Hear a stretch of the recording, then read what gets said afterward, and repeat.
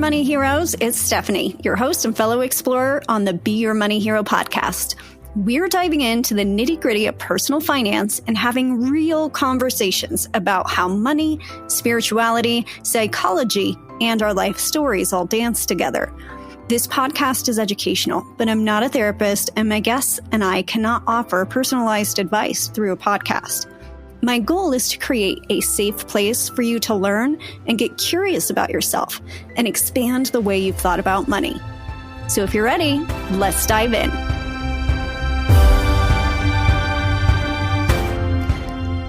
Well, welcome to the Be Your Money Hero podcast. This is our very first episode, and I am really excited to get started because this is something that I've been thinking of doing for years.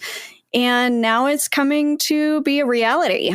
So today, my goal is to just give you an introduction to myself, let you hear a little bit more about my story and why I chose to start this podcast in the first place. So I essentially grew up in a cult. There were 3 different organizations that created this cult, basically. Many of you may have heard of the Institute of Basic Life Principles, or you might be familiar with 19 Kids and Counting, the TLC show.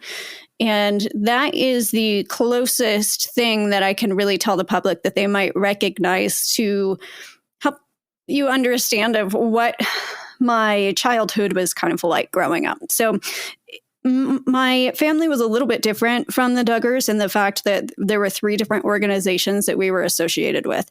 The Institute of Basic Life Principles was one of them. There was also an organization called Vision Forum, which was a spinoff of that. And then my family also believes in a prophet. And when I was growing up, it was taught that my place in the world was barefoot, pregnant, and in the kitchen. And I was raised to be a helpmeet for my future husband and to be a wife and a mother and a good cook and to do all of those types of things.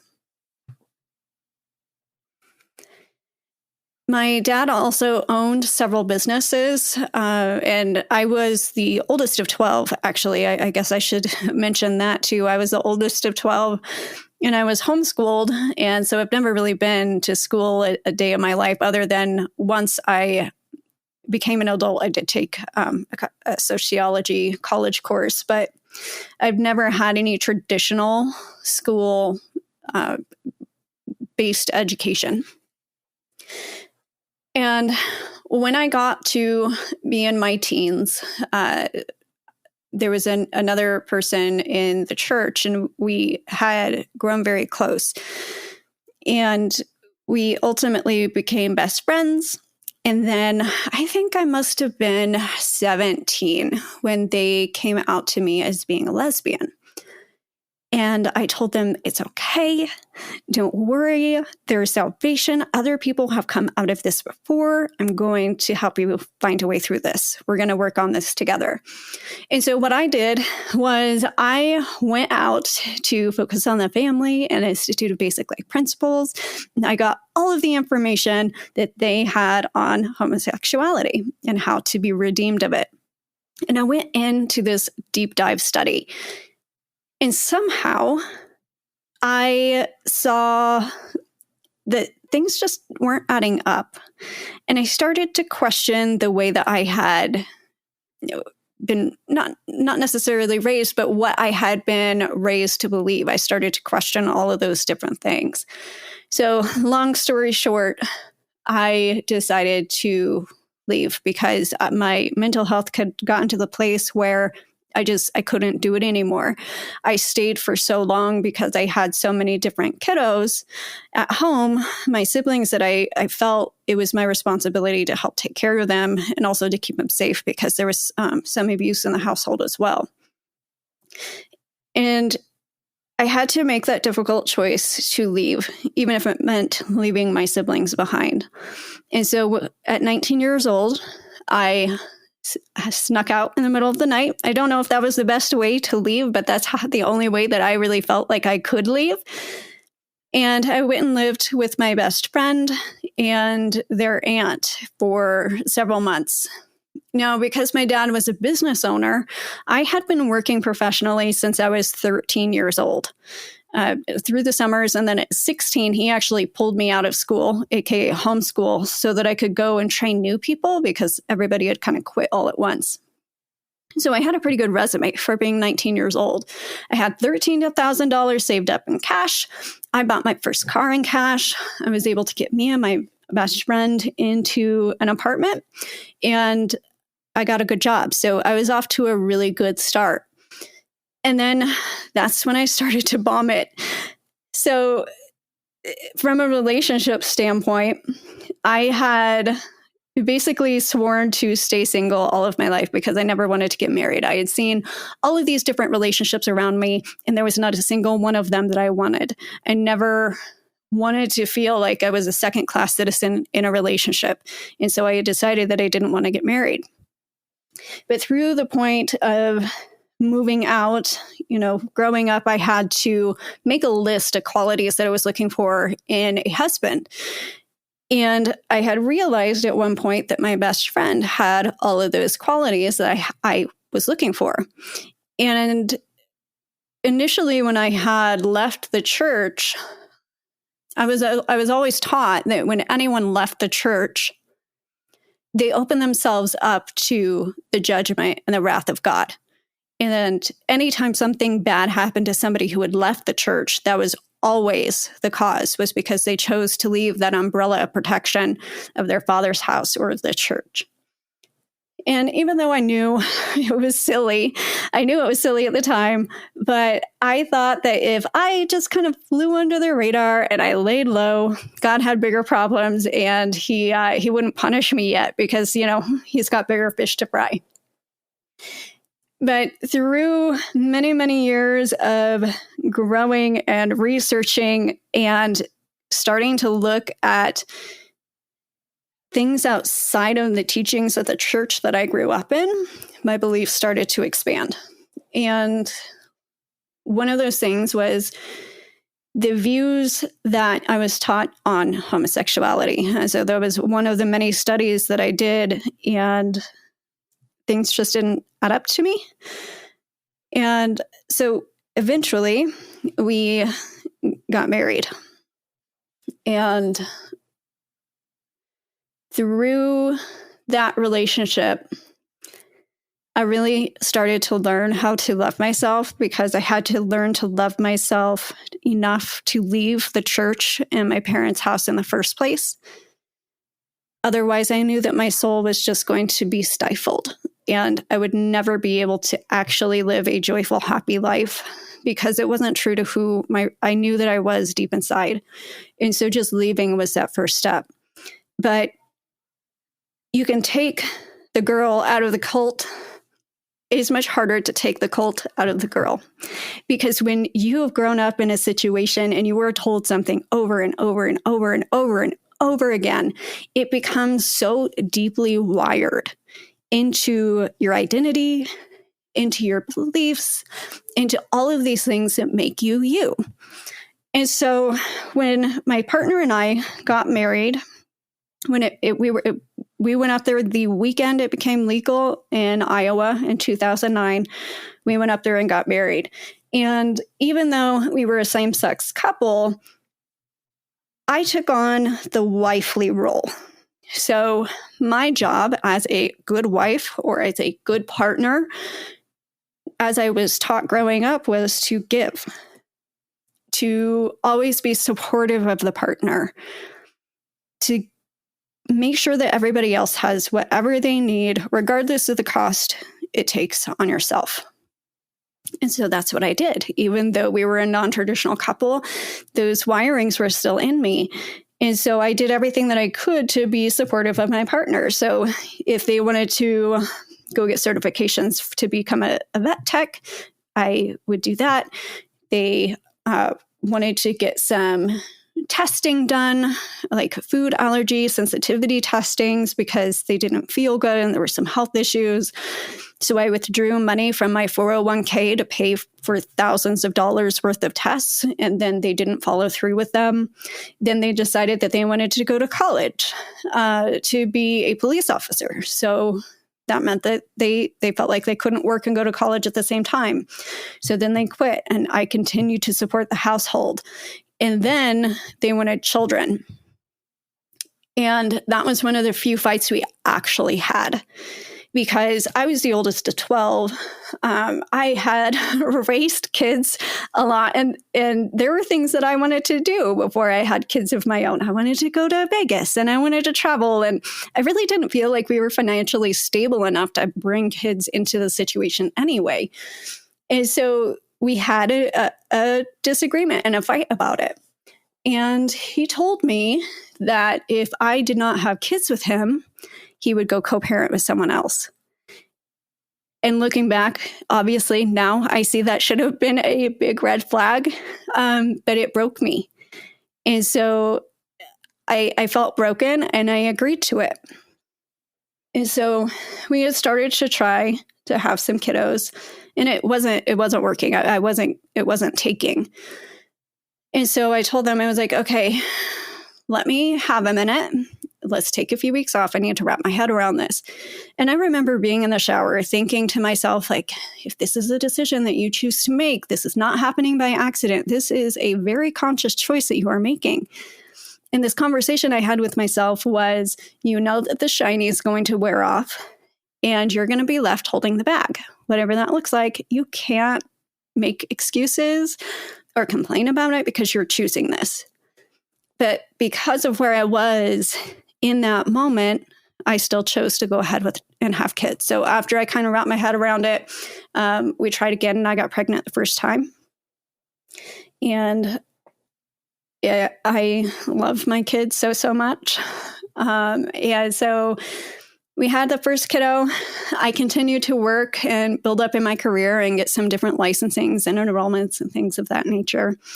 And being the oldest of 12, I really liked having siblings. I loved having my sisters and my brothers and just that companionship. And there was always someone that you could lean on. And so I wanted that for my own kiddo, because my oldest was a social butterfly. She just loves everybody. And so I knew that, you know, our family was meant to grow a little bit. So when she was 1.5, we had our second kiddo.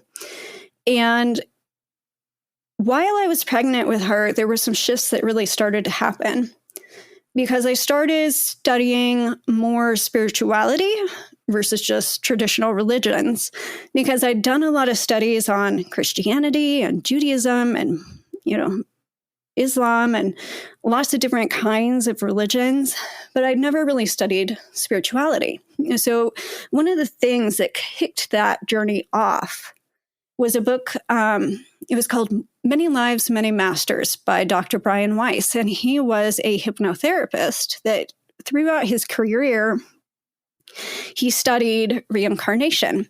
And so I started studying this reincarnation stuff. And of course, growing up the way I did, super skeptical. But as I went deeper into this study, some of the evidence was very compelling. And so that was what kind of started off my journey into spirituality and breaking away from the more traditional religious views of what salvation and what life meant.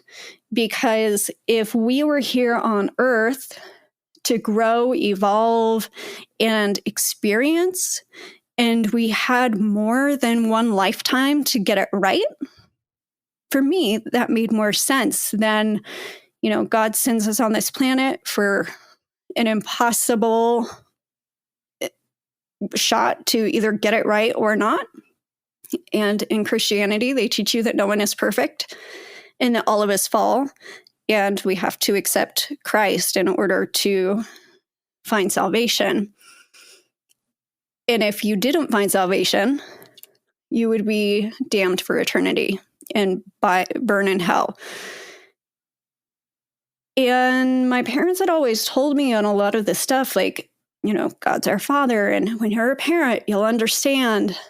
But when I became a parent, I understood even less, because it didn't matter what my kids did or said or any of that stuff. I would always love them. And there's a difference between correction and redemption versus just, sending them into a lake of fire to be tortured until whatever that looks like.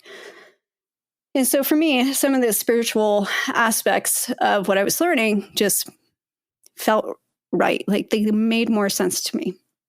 And so that's what kind of kicked that off. Now, I was still doing everything that I could to facilitate my partner's happiness, because I felt like my partner's happiness was my responsibility, not theirs. And when my second kiddo was about 6 months old, they told me that they felt like they should not be female, that they should be male. And so they made the decision to transition.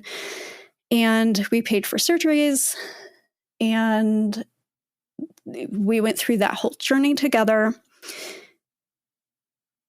But because I could not have any boundaries, like all of these things that I kept doing for years and years and years started to build up on a financial level, because I was trying to do everything that I could to support the family by myself, but it just reached the point where I couldn't anymore. And so when my daughter was about 2, actually, she was about 1, and we had to file bankruptcy. And then the next year, things just got to the point where I couldn't do it anymore. I was taking out payday loans just to try to pay rent. I was managing to keep my kids fed. I was not keeping myself fed. I think the only way I really even survived was because I have always been surrounded by the most amazing people. And I've been very, very rich in my relationships. And my people really helped me get through that tough time. They would, buy me lunches. And I had one friend that bought my kids, their Halloween costumes and a whole bunch of snacks. And I don't know what I would have done without them. And I'm so, so grateful for them. And I always will be. But it got to the point where, we'd filed bankruptcy. And then I couldn't keep up with the car payment. And so through that bankruptcy, we lost the car. And the way that I found out about that was I went out that evening to run to an errand or something, and the car wasn't there.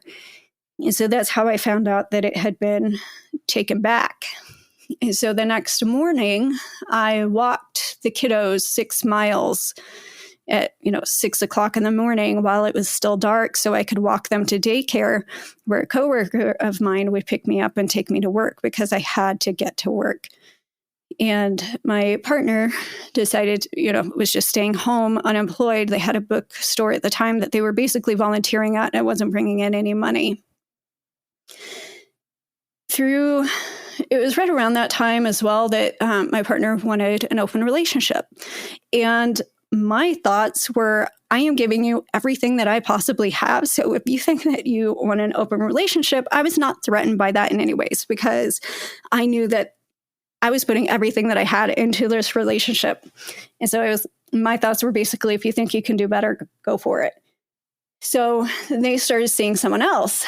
And I saw how they would put so much effort into making time and seeing this other person, but they were not putting that same effort into their kids or into our relationship. And so that helped me start to see through these rose-colored glasses that I'd been wearing for several years.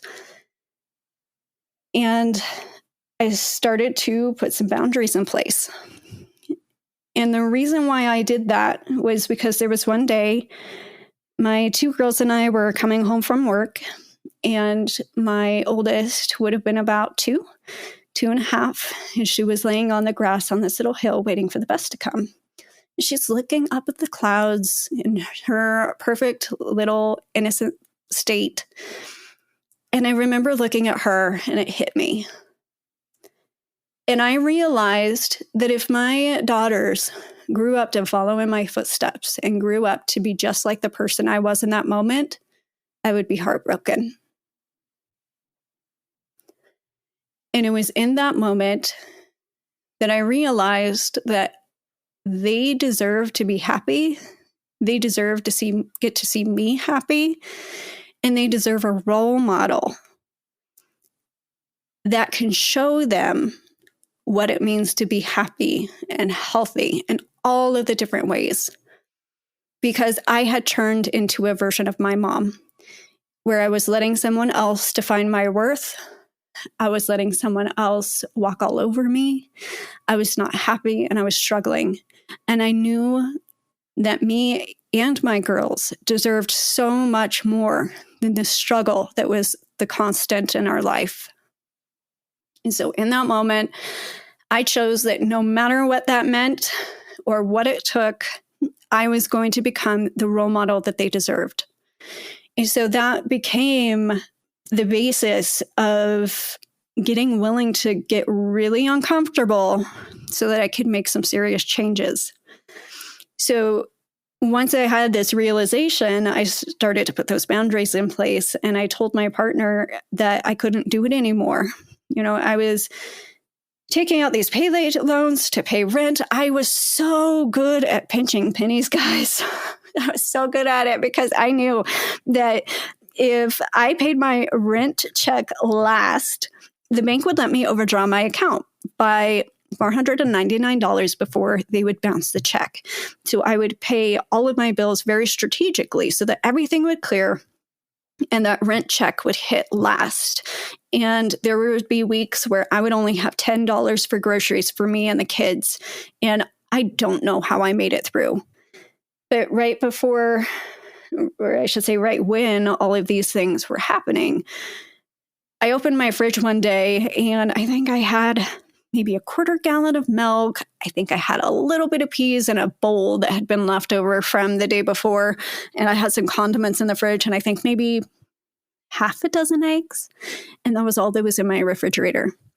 And I took a picture of it and I put it on Facebook where it would show up as a memory, but only I could see it.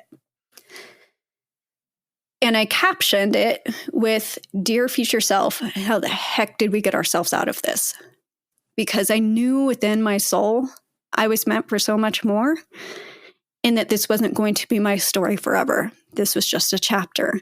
And when I got to the other side of it, I would share that journey with other people so that hopefully they didn't make the same mistakes I made, but at least they would know the steps to get out of it more quickly. And so that was when things really started to turn. I had told my partner, I was like, look, I can't do this anymore. If we're going to make this work, I need you to show up for yourself. I need you to be healthy. I need you to be there for your kids. And then once those things can have happened, we can talk about what we need to do to rebuild our relationship. And so they ultimately decided that they were going to move in with their girlfriend that they were seeing. And so we started the divorce process. I could not keep the apartment by myself. I was in such a financial hole that I had to break the lease for the apartment. I had no car. I couldn't pay for food. All I had was my job and my 2 kids, and that was it.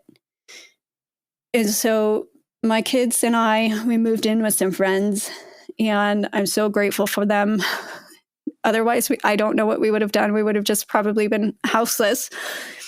And when the divorce news came out, we had some family on my now ex's side of the family. They pulled together and they were like, "Why didn't you tell us it was so bad?" And they helped with the kids. And my aunt got us a little $750 clunker that would get us from point A to point B. And that was when I was able to start rebuilding financially. And when I learned to start putting those boundaries in place and I started to realize that I had worth, it was crazy how things started to come together. This all happened in September, and January 1st of the next year, my kiddos and I got our own apartment. I was able to get a Jeep that was reliable. And it had some issues, but it could get me where I needed to go. And I was super happy about that car. And things just really started to come together at that point.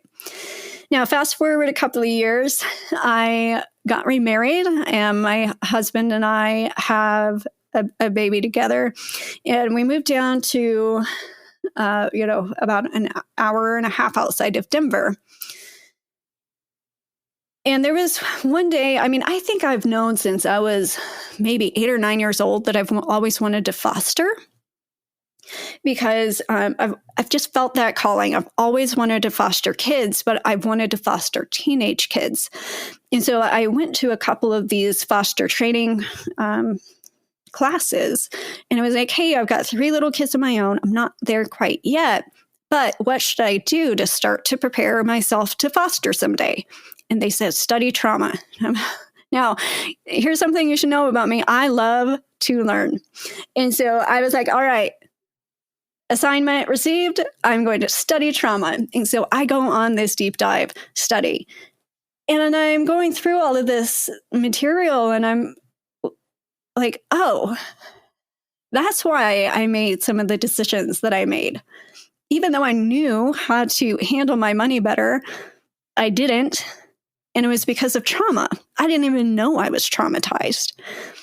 And so nobody really talks about the link between trauma and how we handle our money. And so that is what kicked off this work that I do now, where I talk about the link between our trauma and our relationships, and how, money affects every area of our life, but we're not given a whole lot, especially in, traditional education. There's not a whole lot of education about money, but it affects everything.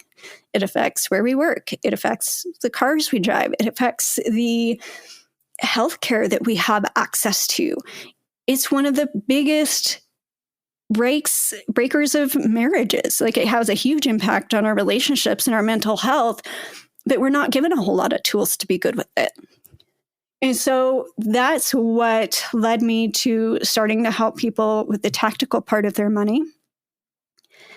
But then I started to see that people can have all of the financial education that they need and still not act on it because of all of the stuff that's going on behind this or under the surface, much like what happened for me.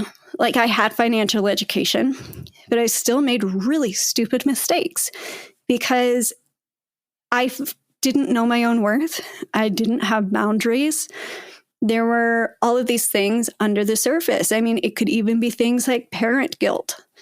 It could be things like, maybe you are part of the LGBTQ community and you've been told all your life that you're less than, or that was the subliminal messaging that you received as a child. Or maybe you grew up in an abusive household and the topic was money a lot of times. And so you've associated money with stress, and so you avoid it.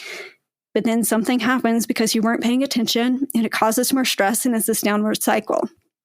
And so that's ultimately what this podcast is about, is to start to get curious about why you do what you do with your money, and start to explore that it has so much more to do with money, that it has to do with so much of those things that are under the surface, and that you can be better with money if you love yourself, and you can be better with money if you know your worth, and you can be better with money if you know that you are deserving.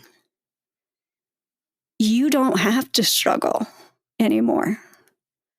There's so much more that you can have and do and be if we start to break down those lies and that pre-programming that has come through the way that you were raised and even your genetics.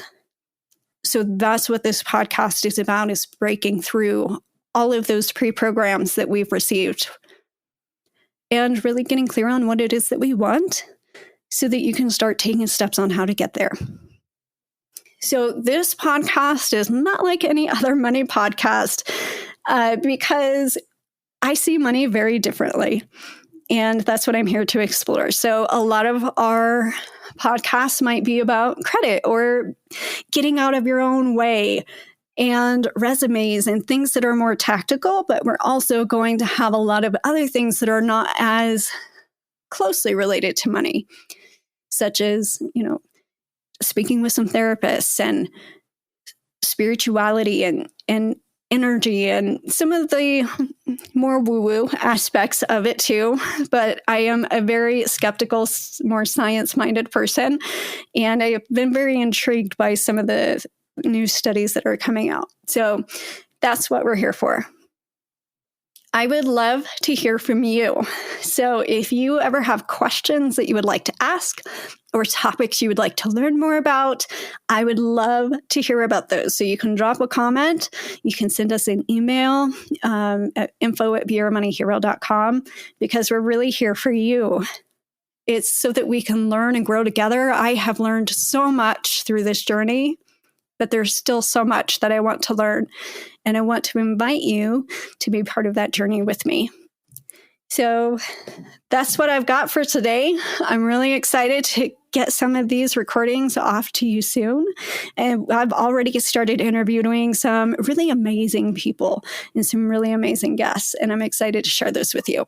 So make sure you like and subscribe or follow, depending on what platform you're listening to this podcast on, so that you don't miss anything. We'll talk to you soon. As we wrap up this episode of Be Your Money Hero, remember that your financial journey is a path of self-discovery. If you have questions that you would like answered on the show, please submit them to info@beyourmoneyhero.com.